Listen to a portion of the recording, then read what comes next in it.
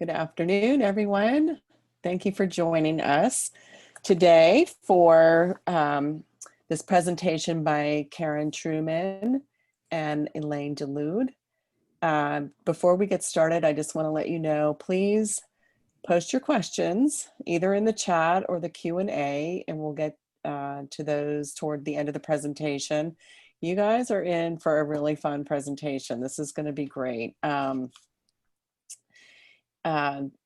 We're going to be talking about virtual events and keeping your residents connected and so forth. So I'm going to let Karen get started. Thank you for joining us. Thank you, Nancy. Thank you guys for being here. I am Karen Truman. I am the Director of Talent Development and Brand Reputation with Legend Management Group out of McLean, Virginia. And today I'm excited to be here to talk to you a bit about hosting virtual events for company meetings, company team building events, and online training. So we're going to go ahead and get started. Look, Sam already, there we go. All right, so let's talk about why is it so important? I mean, I know you guys have been doing virtual events already, right? And it's so different from our in-person way of doing things. And I know at Legend, I work with a team of amazing people who have all had to come together and figure out, okay, what do we do? Since COVID, we are so used to doing everything in person, and now we've got to change it up and do it virtually. What do we do? So we've been all trying to figure it out. And, you know, I'm not an expert. I'll tell you that right now. Just like you, I'm attending webinars. I'm going to trainings. I'm trying to get all the information I can. But what I do have is some best practices to share with you. So I'm super excited to give those to you. And what we find is really important when you're taking things from an in-person venue to a virtual venue, it's just so important that we don't lose connection with our people. We have to make sure that everything we're doing, it's not only professional and engaging and interactive, but it's also creating value for your team members. So what I'd like to do is share those with you. And this could be great for anybody. So if you are a trainer, if you are a supervisor or a manager or an on-site team member or a vendor, this will be beneficial to you. Honestly, if you take away one or two hints today that are going to help you to best practices, I feel like it's a success. So let's go ahead and get started. One of the things before I continue though, I'm gonna beg you guys, interact with us, okay? When you are training virtually or presenting virtually, it is so hard because anybody who knows me knows I like to interact in person. And if I can't see your faces, which I cannot, and I can't hear your voices, which I cannot, it makes it tough. A presenter or a trainer wants to know, are you engaged? Are you understanding what we're saying? Or are you confused maybe? So stay engaged with us. And to start that, I'm going to kick off with a poll. So I'd love to know what type of virtual platforms are you guys currently using? And in order to, let's go ahead and get that poll going. All right, so if you can take a second and go ahead and jump on there and let me know, what are you guys using? Are you using Microsoft Teams? Are you using GoToMeetings, Zoom? There's a ton of them out there. I see lots of responses coming in. Awesome, awesome. We'll give it a couple more seconds. Fantastic. All right, I'm gonna give it just a couple more seconds. We've got most of our group has voted. A couple people haven't quite engaged in the poll yet, but that's okay. All right, so we've got 86% completion rate on the poll, and it looks like it's quite a tie right now between Zoom and Microsoft Teams. A couple people are using GoToMeetings as well, so, and it looks like nobody's really using other. So I am most familiar myself with Microsoft Teams. That's what we're using at Legend, but we do use Zoom a bit as well. No matter what platform you're using, polling is a great way to get your audience engaged right at the beginning. You could do a poll at the beginning of your session or your training, midway, or even at the end. But it's a great way to get people already engaged and to kind of get an idea of what your baseline looks like. All right, so let's keep on moving. So we talked about some different platforms that you can use. As I mentioned, Microsoft Teams and Zoom seem to be the top contenders. There's Cisco, there's GoToMeetings, Google Hangouts, and even Skype. Again, no matter what you're using, the important thing to know is how to use your platform. So you've got to make sure that you know how to use it. You have to make sure that your teams know how to use it as well. No matter what platform you're using though, I'm going to share some best tips that'll help you, whether it's a presentation, whether it's a team meeting, or it's a training. And one of the most important things is scheduling. I know you guys are all busy. I don't know about you, but I'm busier now than I think I ever was pre-COVID. And we have more meetings now because it's simply just so easy to do a meeting virtually than getting in your car and driving somewhere. So making sure that you send out your calendar invites far enough in advance that your teams can get that on the schedule is so important. Make sure that they know when it'll be. Make sure that you're scheduling it during the right time of the week too. Nobody wants to go to a meeting or a training on a Monday or a Friday, so you're gonna have zero engagement. Tuesday, Wednesday, Thursday, that seems to be the sweet spot of the week for any of those. Also, consider the time of day. Nobody wants to do a meeting first thing in the morning, right? We're checking messages. We are dealing with what happened with the night before, or we're having meetings on our own office. So 10 a.m. tends to be a good time to start your trainings or your meetings virtually. Lunchtime, you could do a lunch and learn. Those are quick and easy. Those are always a great option. And you want to end your meetings, honestly, probably by like 3 o'clock. Yep, we're starting this one at 3 o'clock. So hopefully you guys have lots of caffeine or sugar in you and you're still going. I know some of my team members do hit a 3 o'clock slump. So just keep that in mind when you're planning out your schedule. Another thing too that you want to think about is, do the supervisors know that their team members have a training class or a meeting to attend? If this is not an all company meeting and there's only some people that need to attend the meeting or training, make sure that their managers or supervisors know, because the last thing you want is for there to be a conflict in their schedule. You don't want an appointment to be scheduled to tour an apartment home or a move-in. You don't want team members to come in and interrupt. So make sure their supervisors know, and make sure they know it's important. They need to block off this time of day. It's so easy to get distracted with things around you, but they need to pretend like they are off-site. Remember when you used to actually have to drive to a meeting or a training? I want them to think that that's what they're doing. Go into a remote part of the office, or if they're at home, where there's no distraction and no interruptions. That way they can give you 100% attention.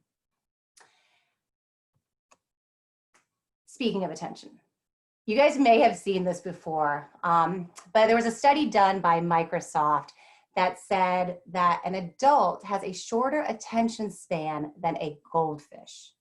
A goldfish has an attention span, they said, of about 9 seconds, and an adult's is 8 seconds, which is ridiculously crazy, but I believe it. In 2000, they did the same study, and at that time, the attention span was 12 seconds. So it has dropped significantly. And the reason behind that, Microsoft thinks, is because of technology and because of smartphones, and we all want instant gratification. We all want it here, we want it now. So you've got to give it to them. If you are facilitating a meeting or you are facilitating a training, you've got to be prepared to give them what they want and give it to them quickly and keep their attention moving. Speaking of which, games are a great way to do that, to keep their attention. We are going to play a game in a couple of minutes. I don't know how many of you have heard of Kahoot. If you have, type it in the chat. Let me know that you know what this game is, and hopefully you love it. We're not going to play it right now, though. So what I want you to do is go ahead and download the app or go online and grab it at kahoot.it. You're going to go ahead, get it set up. Once you get in there and it asks you for a game pin, just stop, because that's all you need to do right now. We've got a little bit of time before we start the game. If you're right now on the fence on whether or not you want to interact and play a game with me right now, I do have a $50 Amazon gift card from Real Inc. They have donated that to us. So if you like shopping on Amazon like I do, my husband will vouch for that, I suggest you play the game. So go ahead and grab the app and we'll come back to that in a few minutes. So let's keep talking about how are we going to get prepared for our virtual training or our virtual presentation. If you are, again, the facilitator, the presenter, the trainer, you want to go ahead and prepare. Like I said earlier, know your platform, know what you're working with. But you also need to test your camera. Is it working properly? Test your microphone. Is it working properly? And you want to make sure your lighting is accurate. You don't want a bunch of lighting behind you that's going to drown you out, and so all we see is a black shadow. You don't want to be muffled so no one can hear you. So if you're using a mic or headphones, make sure that it's working properly. You also want to make sure of the sound around you. Is it quiet? Are there disruptions? Make sure you're in a place where you can have that. I'm not going to lie, I do have a 10-month-old puppy today that I was going to use as a distraction if necessary. I said 10 months, she's 10 weeks. What am I talking about? But I've had to put her away. She's babysitting, being babysat right now, so we're not interrupted. So think about things like that. Think about your background. Today I have a very basic background, a white wall, a plant. You want to have a background that's simple and it's clean. There are not a lot of disruptions. I know sometimes I have watched webinars where they have a whole lot going on behind them. And again, remember that attention span? Well, I'm immediately trying to figure out what's on their bookshelf or who's in that picture behind them. So be mindful of that, because your audience, they will lose attention and they'll start looking at those things, okay? You also want to go ahead and consider virtual backgrounds. If you are using those, it's fine. Again, make sure it's professional. And be mindful too of what you're wearing if you're using a virtual background. If you blend into the background, what's going to happen is we're just going to see a floating head and nothing else. You'll just be floating around. It's going to be really awkward, but it happens. So test it. Test your background. Test your cameras. Make sure it's all working and it's what you want. Sometimes I honestly will pre-record myself on Zoom to test it all out. No shame. Just do it. You'd rather try it out before you're in front of a live audience, right? So now let's talk about, what about your attendees? There are some best practices for them as well in terms of preparing. They should be testing their cameras and their microphones, right? They need to make sure they work prior to the time of your meeting or your training. Otherwise, you're wasting time. So ask them when you send out your calendar invite to test all of their equipment in advance. Remind them that cameras and microphones should be left on unless you give them direction otherwise. Specifically the cameras. You want to make sure the cameras are on because, as I said earlier, for a trainer or a presenter, it's great when you can see faces and you know that people are engaged. Or you can see like, they're not quite getting that. Maybe I should explain it a little bit more. There are reasons why we want to keep cameras on. So you want to go ahead and set that precedence from the very beginning.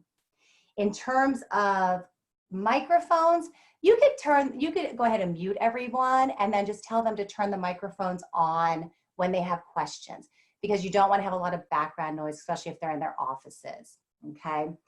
Same thing with the backgrounds. Make sure they keep them professional. If they are using a virtual background, make sure it's professional. If they are using Zoom or another platform where they might use their personal login information, remind them to check what that login name is, because we don't want a personal, funny, non-professional login to pop up as who you are. I've seen it happen and it can be embarrassing. So just remind them of that. All right, so let's talk a little bit about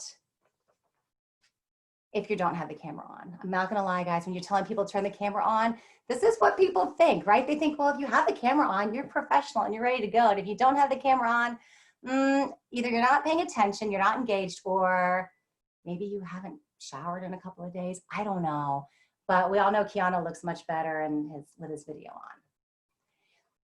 In terms of your duration of your trainings or your meetings, we want to make sure that we're not overextending. Remember, we talked about how busy everyone is. We talked about getting it on the calendar, but you also don't want to be on there too long. You'll lose their attention span. So you want to make sure that your trainings are no more than 2 hours max. Same thing with your company-wide meetings. You don't want to go more than 2 hours. And you want to include some stretch breaks or bio breaks in there too, okay? So that way you're not losing them. And you want to like break it up a little bit, all right? When you are planning your content, make sure it's relative, okay? Make sure you're concise. Because you do have a shorter period of time than you might have in person, you've really got to get to it quickly. and you have to plan time for fun. You're gonna lose them if you're not having fun, so plan time for fun. Another thing you wanna do is practice. I know I told you my little secret about going on Zoom. It's okay. Practice, practice, practice, like Yoda says. Practice you must. But you know what? It's okay if it's not perfect. I am far from perfect. I make mistakes. It's okay. When you are doing things virtually, your audience almost wants to see you make a mistake. A little one, you're human. They want to be able to relate to you versus you doing some scripted, televised thing. It's okay. Be real. Be who you are, but practice your timing, practice your content, practice your delivery. All right, so I promised you a game. Are you guys ready? Now, I'm gonna have to switch my screen sharing here for this, so bear with me one sec. I'm gonna stop sharing my screen for just a moment. And I am going to share a new screen. All right, here we go. All right, so if you guys are ready, here is your Kahoot game pin. Go ahead and type that in. It's gonna be 2111509. I'm seeing some participation. All right, type your name in there. Let's get you up and running. All right, yay, I love it, I love it. Keep them coming. I'm gonna give you guys, I got 15 players, 16. I saw 30 participants. So unless you guys just don't like shopping, that's okay too. All right. I'm gonna give it just one more second to get the last of our participants logged in because I know we have a full schedule and I don't wanna take up the entire day. All right, we're up to 20. All right, I think we're gonna get started. Now, if you've never played Kahoot before, we have just a handful of questions. There are some that are for points and there's a couple that are not for points. You will have 4 choices in most cases. Sometimes it'll be 2 if it's a true or false question. The question will come up, it'll sit there for 20 seconds, and then it'll give you the opportunity to select your answer. Our first one is not for points, it'll just give you a chance to try it out. All right, so let's get started. Here we go.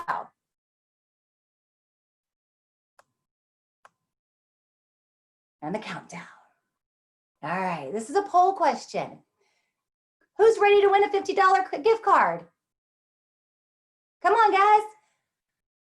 You have 20 seconds to answer this. This is an easy one. All right, all 20 are in. Okay, good. You guys are fast. Got 22. Oh, we have a couple more participants. I love it. Fantastic. All right, so it looks like we have 73% of our people are ready to win, and 6 said they will, they will. All right. So now you have an idea of how this works. Let's keep going. This is for points. This is a multi-choice. Which virtual platform is PMA using for the 2020 Expo? Are we in FaceTime, Microsoft Teams, Zoom, or YouTube? You guys are all logged in, so I would think you would know the answer. But if not, that's okay. This is how we learn. All right, 2, 1. Answers? Yes, we are in Zoom. Awesome job. We had 19 correct. I'd love to say that I'm the one that's, there's obviously another Karen playing because I'm not playing, but good job, Karen. All right, this is a true or false question. An adult's attention span is longer than that of a goldfish. Is that true or is that false? You guys are fast. Yeah, all right. The answer is false. An adult's attention span is actually less than that of a goldfish, but we had 18 correct answers. Oh, Karen, what happened? Patricia's up to number 1. Moving on. All right, here we go, guys. Another multiple choice. The most appropriate virtual background for a company meeting or training is it a guy with a couple dogs barking at him? Is it a company logo background? Is it a nice clean office? Is it a lived-in kitchen? What would be the most appropriate virtual backgrounds? And there's actually 2 correct answers in here. Yeah, so your correct answers would be the background, the logoed background, or the clean office. Good job, you guys. No barking dogs in this group. I love it. Oh, look at the leaderboard is changing. Here we go. During virtual trainings and meetings, attendees should plan for uninterrupted time, work on other projects because no one knows, catch up on social media, or turn the camera and mic off and take a quick nap. What would be the best thing to do? All right, well, there was someone who said catch up on social media. And okay, maybe, might work. Depends on what the meeting's about, I guess, right? All right, here we go. Let's keep moving. We have another poll. I just want to know how you guys are feeling right now. Are you energized? Are you loving playing Kahoots? Do you want to learn more ways to play? Or are you ready to go shopping at Amazon? All right, those answers are coming. Here we go. 3, 2, and 1. How is our group feeling? All right, one more person. I like it, I like it. Somebody's ready to go shopping, but a lot of you are feeling energized. I'm glad to see that caffeine's kicking in. This is our last question. And because it's Taco Tuesday, what country consumes the most tacos per capita? Has nothing to do with training, it's just fun. And sometimes your questions can just be for fun because your audience needs that. And I wonder how many of you are having tacos today since it's Taco Tuesday. All right, 2, 1. And the answer is Mexico. I thought it was going to be USA too, y'all, but it's actually Mexico. It's per capita. But we had 14 people who thought it was USA like me. All right, are we ready to see who our winners are? All right. In third place, we have Lisa. In second place, we have Danny. Hey, Danny. And in first place, getting all 5 questions right, Cherise, good job. All right. So for our winner, Sam and Joseph are our runners up. Very good, very good. I'm going to switch sharing my screen now. And for our winners, what I would love you to do is send me your contact information in our chat feature. And I will go ahead and get that $50 Amazon gift card to you. All right. That was fun, right? So it's a great way to get your audience engaged and have a little fun. And it's also a great way to recap what they've learned. So now that we've got that little energy going, let's keep talking. So let's talk a little bit about virtual trainings. We have one-on-one trainings and we have group trainings. So there are a lot of best practices that you could use for either one, of course. They're very similar. One of the hardest things though is just engaging virtually because you can't feed off of each other's energy through a computer monitor, right? I'm hoping I'm giving you good energy, but I'm not getting your energy. So I'm doing it on my own, just with Elaine and Nancy here. But some tips that you can take away, when you're doing one-on-one training, you want to have fun with it, right? You want to keep your durations short. You want to, remember, you don't have other people around to add to the conversation. So maybe 30 minutes for one-on-one training. I wouldn't take it as long as 2 hours. They're going to lose interest quickly. Remember that attention span. You want to allow for open conversation. Get rid of that Q&A feature, get rid of that chat feature, and just have back and forth conversation. Be on video, have your mics working, and talk it through.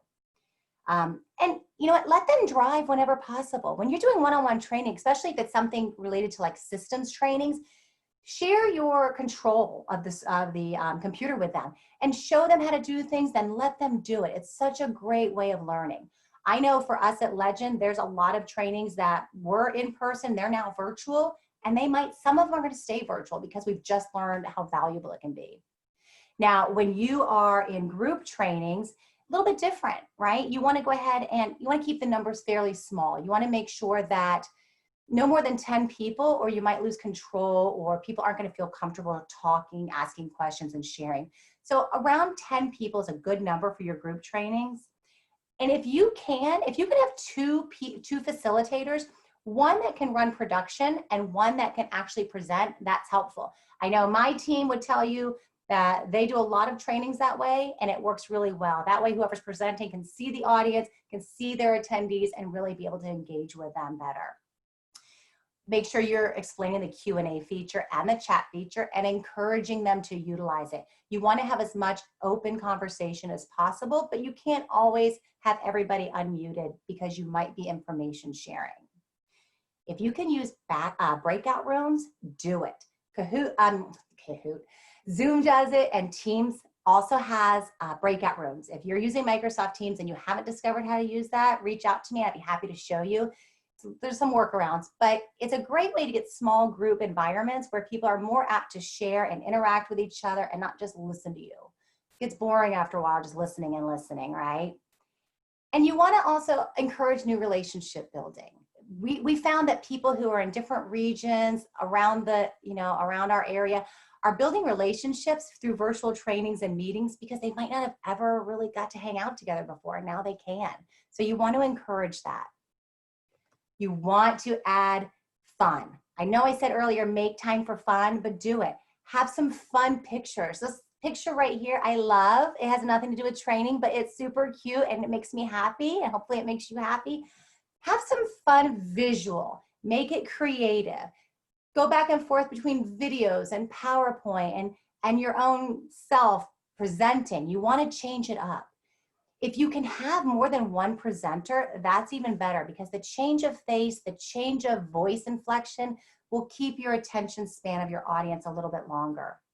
There's also there's a cool app that I just discovered. It is called, where is it? Doodly. It is a video doodle app where you can actually draw on the screen for your audience, and that's pretty cool too. So anything different that you can do is super fun. Get people moving. You know, none of us in this industry are used to sitting around. Our vendors, our property management professionals, and especially not our service teams. Get them moving beyond a bio break or a stretch break. Have a dance party, throw some music on, get them going. Have them toss around a ball virtually. It sounds silly, but it can be done. The polling gets them using their brain, using their fingers, anywhere where they can just start getting their blood going again. You want to do that. So add in those fun breaks in there. Speaking of fun breaks, I've got another game for you. I got to check my time here, make sure I'm not stealing all of Elaine's time. I've got another quick fun game that I want to do. Okay, so we're going to play a scavenger hunt.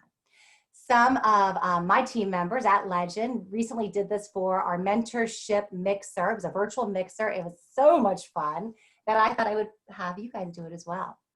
So here are the instructions. I'm going to give you 30 seconds on the clock to find as many items on the list that I'm going to give you. You should be able to find these items around your home or around your office space. They're not that hard. You're going to comment in the chat what items you found within those 30 seconds. And then you're going to take a photo. You are going to email it to me, and I will add my email into the chat later on in case you don't write it down, or just write it down right now. Send me a photo of all your items. I am going to look at the date stamp of that email, the time stamp, and that's how I'm going to determine the winner based on the number of items found and when it came in. Okay? So I'm going to get my clock ready here. I'm going to have 30 seconds on the clock, and here are your items. Money, tape, hand soap, keys, napkin, and something blue. I'm going to give you 30 seconds, guys, to get out of your seats, run around, find your items.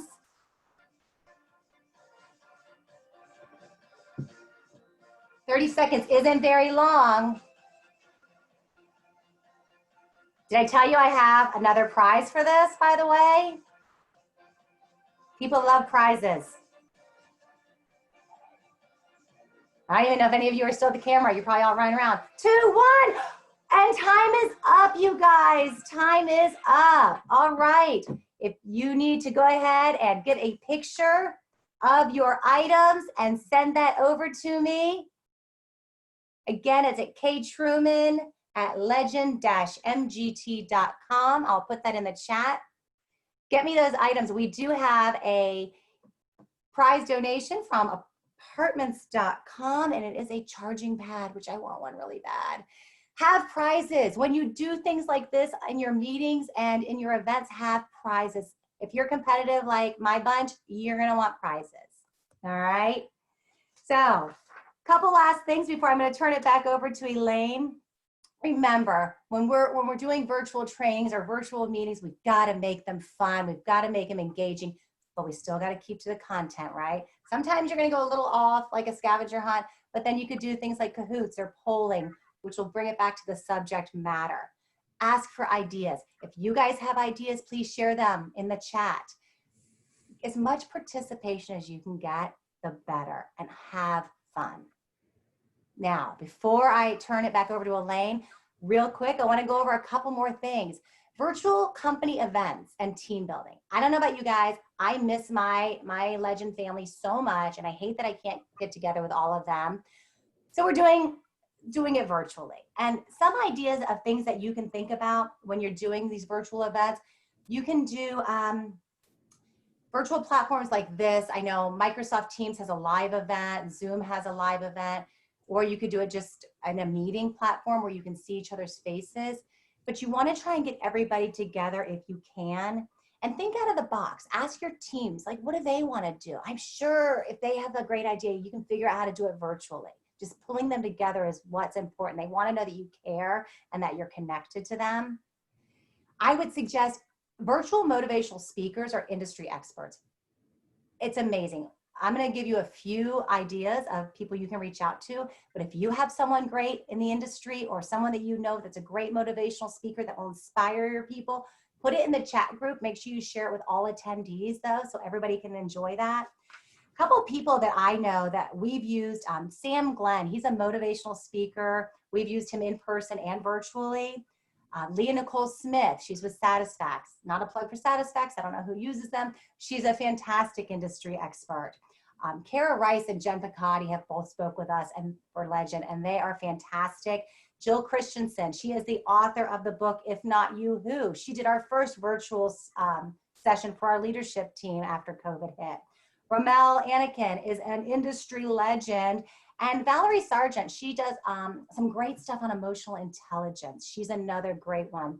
If you know somebody though, put it in the chat feature. And last, I know I keep saying I'm gonna give it to you, Elaine, I'm sorry, I talked too much. Last thing, I'm gonna take just 10, 20 seconds, and let's talk about a couple of ideas that you could do. You could do a interactive magician show, trivia game show. You could do a cocktail or a food recipe tutorial. You can send the ingredient list to everybody that's participating, or send the ingredients if your budget allows, and jump online and create together. Crafts, if you have somebody like, we have amazing crafty people at Legend, have them do a craft tutorial virtually. Bingo, a DJ battle. You can choose what teams are going to be the DJ of the week. Family Feud. How about a costume contest? Doesn't just have to be for Halloween. You can do a costume contest anytime. Or a fashion show. You could do a video fashion show or do it with an avatar. That's kind of fun. How about a virtual field trip? You can do them yourself, or there are lots of apps right now where you can go to a safari, or you can take a virtual field trip of a museum. You could do that as a team building event. You could also even do a wellness session. There are virtual yoga sessions or meditation sessions that you guys can do too. So, I just try to talk really fast. So remember, if you did the scavenger hunt, send me the email with your pictures. I will put my email in the chat. And now that I've talked a lot about virtual company trainings and events, I am going to turn it over to Elaine, who is the Vice President of Live Be Communities. All right, Elaine, I'm going to turn it over to you and make you the host of your presentation. We're going to have some technical difficulties here, of course. Can't get my video to start, so you're going to have to click through, and I'm going to talk through, I guess. Okay. Can you hear me? Okay. So if you can go to the next slide. Oh, hang on, Elaine. Bear with me. When you practice, you know, you got to anticipate technical difficulty. So right. It's great to have two people hosting and even a third in the background if you need. Actually, so Elaine, I'm going to stop sharing and I'm going to allow you to share yours because you are now the host actually. So That's why I said I can't share mine. All right. I'm sharing mine again then. Never mind. Sorry. That's okay. That's all right. We got this. So you guys, remember when I told you early on, we're not always perfect, right? Here we go. Let's do it. Okay. There. Oh, you can see me now. Okay, so on to yours. That was yours still. Nope, that's you. No, next one. There we are. There we are.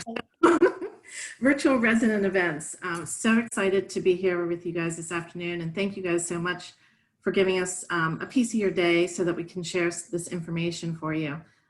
Virtual resident events are really, we had them before, but you know, during COVID, we all had to, I'm sure you guys have heard the word at least 20 times today, pivot and try to figure out how to still create this sense of community within our communities, especially when so many people were alone and at home. Some of these virtual events, from the feedback we've gotten from our residents, really help them feel like they were part of something bigger and not just stuck in their little apartment or even big apartment with the people they see all the time. So anyways, Karen was giving away some prizes, and I'm going to give away a prize too. And we're going to give away the Power Pad from apartments.com. So thank you to apartments.com for offering that to us. And I want you to anytime during the event or by tomorrow at 5 o'clock, I would like you guys to email me a picture of your favorite resident event or any creative idea you have for a resident event. And we'll pick a winner from there and send you, apartments.com will send you the Power Pad. So if we can go next. So who is your audience? Before you start planning a resident event, you have to understand who your audience is. And this is really from a macro level. Who lives at your community? Do you have people that are single or retired? Do you have young professionals? Really understanding those big macro groups within your audience is really important. After you understand who your macro audience is, you really have to start, digging in and get to know your audience, which is the next slide, Karen. So getting to know your audience better, really understanding what they do, what are their social and economic identities, understanding who you're competing with for their time even. So as Karen mentioned earlier, scheduling these things is really important. You have to find the right time for your audience so that you can get the most participation. You have to look at what other things that people did maybe before COVID, during COVID, ask them, what are they doing and how are they, interacting with other people. You also have to know your audience's bandwidth for tech. If you have a community that has more seniors than younger people, you may try something a little bit lower tech that's very easy to use versus something, community with a lot of young professionals would use. So we can go to the next slide, Karen. So how do you do this? You have to be a little bit of a detective, and people that know me know I'm a little bit of a data junkie. So I would start with my property management software demographic report and start looking at that. Who lives in my community? What do they do for fun? What are their lifestyles like? Are they introverts, extroverts? And this data will help you really formulate a nice persona for your community so that you have an understanding. And you may have several groups within your community. It's not one size isn't going to fit all. So it's important that you really look and see who your audience is. Another great way is really using your resident communication vehicles. So whether that's a resident portal or a newsletter, whatever you have, really reaching out and trying to solicit feedback from your residents. Again, you can do the surveys, SurveyMonkey, third-party surveys. All those are great. In addition, you can maybe Facebook stalk them a little to see what they like to do. So those are all good ways to kind of figure out what you should provide for your residents and who they are by looking at the data that's in front of you that you have and by asking questions. So on to the next one, Karen. Once you decide who they are, like what kind of lifestyle do they have? Do you have a lot of people that are outdoors people? Do you have a lot of people that are introverts, extroverts? Do they like movies? Do they like arts? Really figuring out that next piece is really important because, you can have a fabulous event, but if it doesn't connect with them, and if it's not something that's relevant to their lifestyle or how they interact with people, you're going to miss the mark, and you're going to have lower participation. So again, just trying to understand the lifestyles is really important. And again, not one size is going to fit all. So it's really important that, you maybe start with your majority and then kind of break it down and work your way through your community so that you can provide something for everyone. So if we can go to the next one. So platforms. So Karen mentioned this before too. This is really important. What platform are you going to use to create your event? You saw Karen use Kahoot. We've done bingo. We've done different things for our communities, and you have to understand what platform is going to work best. Is it a Zoom meeting? Is it GoToMeeting? Is it, Instagram Live? Again, this all goes back to who your audience is and what you're giving to them. So it should complement what their lifestyle, how they interact with people, how they enjoy to interact with people. And remember that this is an opportunity for you to create connections within your community. So if they can communicate with other people within the community, then their little space that they call home gets bigger, and they have more, hopefully, friends in the neighborhood, or at least connections. If we can go to the next one.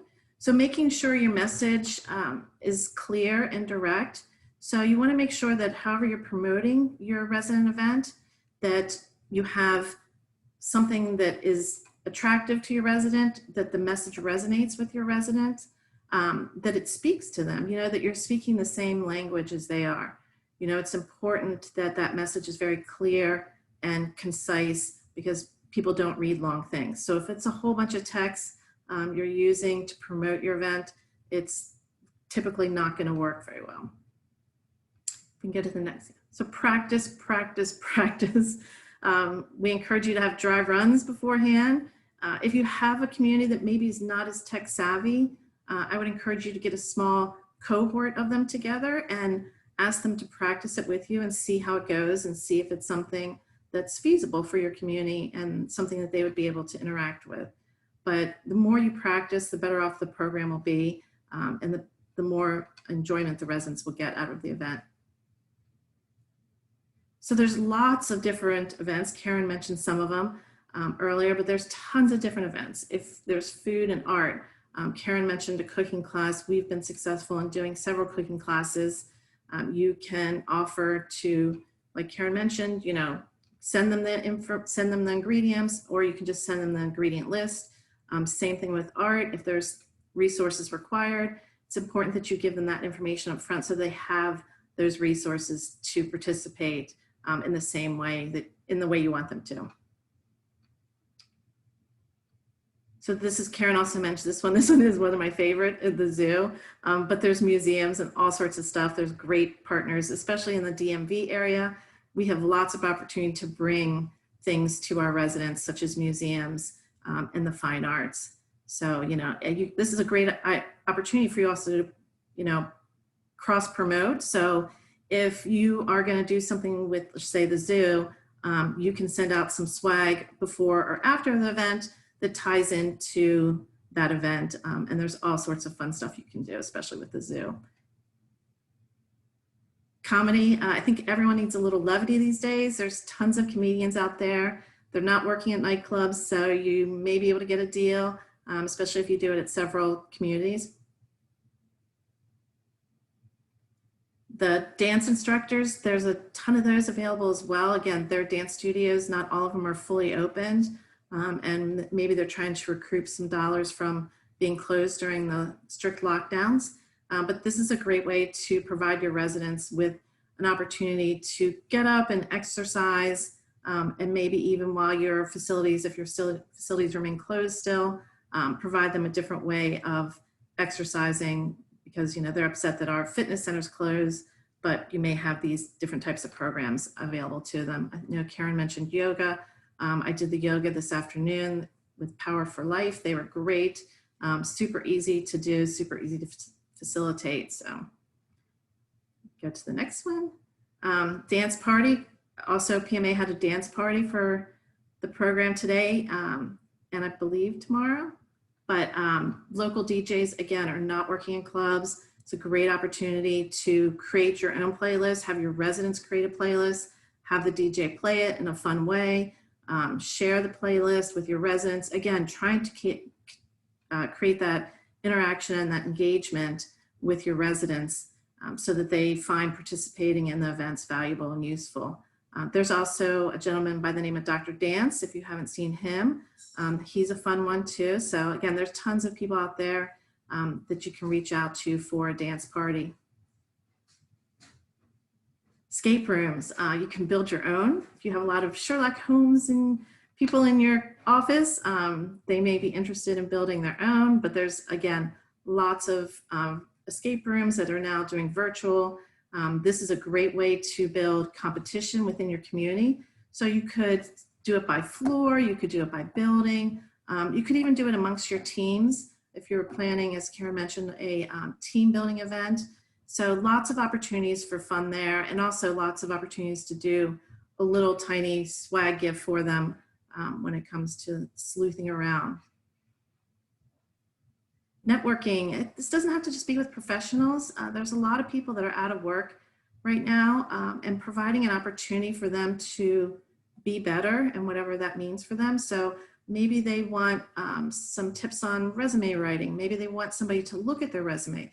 Maybe they want other people in the group to look at their resume and give them collective feedback.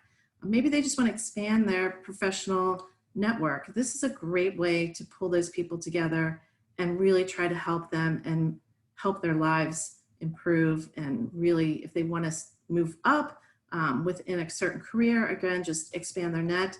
You could set one up for different industries. You could just do one for the whole community. Again, depending, it all goes back to understanding your audience. And once you understand that and have that foundation, these events will just work seamlessly and be well received within your resident base. And if you have some money and you can put a little bling in your event, you can hire a celebrity to come to your event. And this is a fun thing to do if you have the budget to do it. Or somebody could dress up as a celebrity, who knows? But this is, again, something, if you have the dollars to do it, it's a fun thing to do. If you have some folks that have green thumbs in your communities, Terrarium Tuesday, Karen was talking about Taco Tuesday, or Terrarium Thursday. These are nice little things, almost like meditative, putting those things together. So it's really, really a nice thing to do. Again, you can provide the items or you can ask them to go purchase them beforehand. And there's tutorials and resources available for these types of events. And most of all, have fun, make it fun. If you're not excited about the event, your residents aren't going to be excited about it. So it's important that you make it fun and interactive for them. So key takeaways, make sure you practice and make sure you promote your event. It's really important that you do those things. If you don't practice and promote, it will be very difficult to have a successful event. It's really challenging to get people involved these days virtually because there's so many virtual things. So it has to be appealing, it has to be really interesting, and it has to feel like it's a benefit for them. What is the benefit for them spending 30 minutes with you making a terrarium? And speak to that in your messaging when you send it out to your residents. And again, there's our email addresses. If you have questions, I'd like to thank the PMA team for setting everybody up today and putting on a great program. And certainly have enjoyed spending the time with you this afternoon. And don't forget to email Karen and I for prizes. Do we have any questions, Nancy or Karen? We have a couple of questions. I know that it's difficult sometimes to get people to use their cameras, but do you have any advice as to how to kind of prompt people to use their cameras, whether it's during a resident event or a training? Sometimes you have to twist people's arms.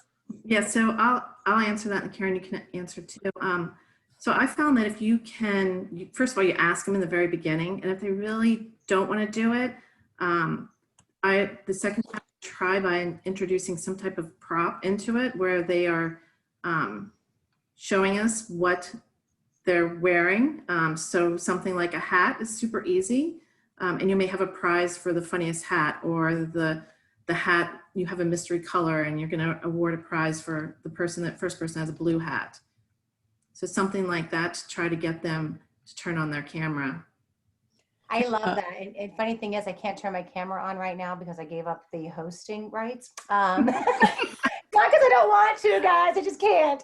I know, I can't either. Elaine, could you put us back to panelists if you can? But to answer that question, another thing is just make sure too that everybody knows your company's expectations. I love Elaine's way of making it fun, but also make sure that everybody's aware of the expectation. If your company expectation is for cameras to be on during trainings and meetings, make sure everyone's aware of that. Okay, that's really good. Do you find that some people, like residents, may not even have a camera or microphone? How would they participate, or how can you make them feel, connected? Well, while Elaine's working on that, I know you said residents, but I will say, for your on-site team members, if they don't have, I know like not all offices have a camera and microphone at every computer. We actually were scrambling trying to buy them ourselves. At least have them engage via chats if possible. If you can have them do fun gifts and memes and have them chatting and keep talking to them. They can hear you. They just might not be able to answer. So ask them to answer in the chat feature. Mm-hmm. Thanks, You Elaine. mentioned several motivational speakers. How is the best way to go about contacting them? You can really jump, you can Google anybody, guys. Come on. You can get on, you can probably Google them. They all have websites. In fact, I know I mentioned Sam Glenn. He's one that has, you can just jump on his website, any of them. If you reach out to me via email, I can always send you information too.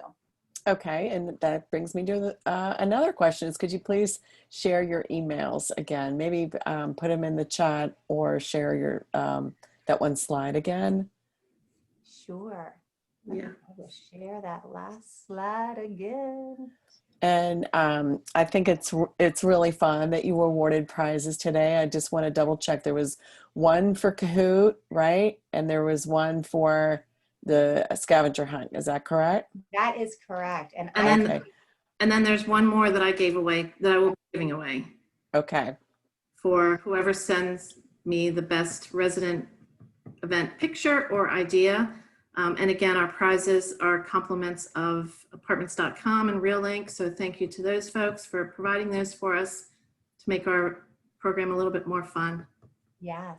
That And was really nice. And I'll tell you, I hope I believe it was Charisse, hopefully I'm saying the name right, who won the Kahoot game.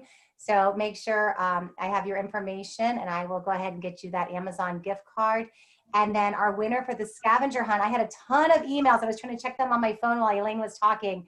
But Mike Stark with 24-hour floors, congratulations. You are the winner for the Scavenger Hunt.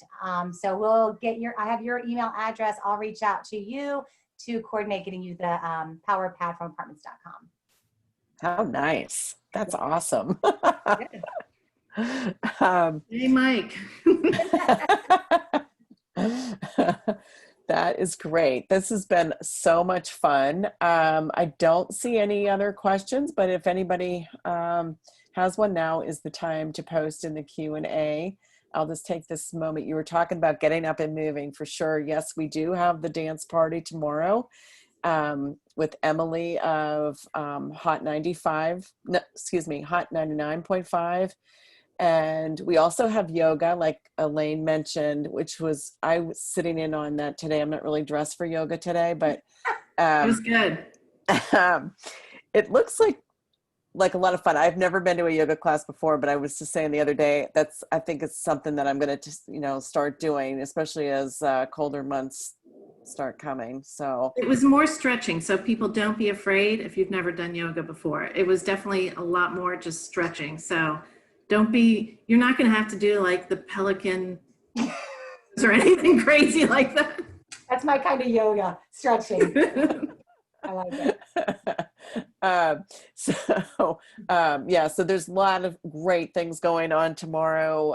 Those two, and then we have 4 product demonstrations going on starting at 9:30 tomorrow morning in the auditorium. And of course, a chance to go to the expo and job fair halls as well. So it's not too early to reach out to exhibitors and reserve a chat slot if you haven't done so already.